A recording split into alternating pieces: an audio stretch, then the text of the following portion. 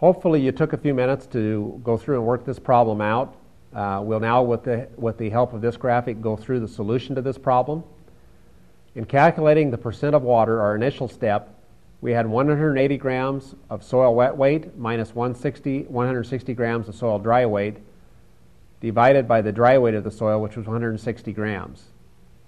Well, this is 20 grams of water being held by 160 grams of soil, which is 1/8. 1/8 as a decimal is 0.125 times 100 to convert to percentage is 12.5%.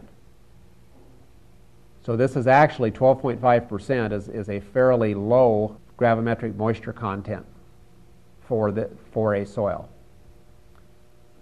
The bulk density of this soil, you have a choice here. Do you use the wet weight of the soil or the dry weight of the soil to calculate bulk density? Well, from our earlier unit, you hopefully recall that you would use the soil dry weight.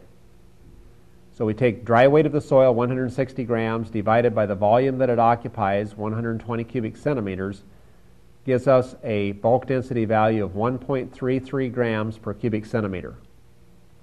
Now, as a way of a short review, what do you think about that number? If we had a bulk density value of 1.33 grams per cubic centimeter, is this soil likely going to be fine, medium, or coarse textured? Well, I know there's some other variables that come into play, but 1.33 grams per cubic centimeter is fairly close to an average bulk density value for the soil, so this soil would most likely be in the medium textural range. Probably a silt loam, maybe a silty clay loam, a little bit on the finer end of the medium textural range. When we do our water ratio calculation, we take the 12.5% that we derived up here from our gravimetric water content times the bulk density, 1.33 grams per cc. We take this times our 12 inches, our core sample represented 12 inches of soil profile, and we divide by our constant of 100 grams per cc. So for this particular soil, I believe the number should have came out to 1.995 or something of that nature, which I said is approximately 2 inches per foot. So if this soil sample represented a given foot of the soil profile, we would basically be saying that the total water content being held in that foot of the profile is approximately 2 inches.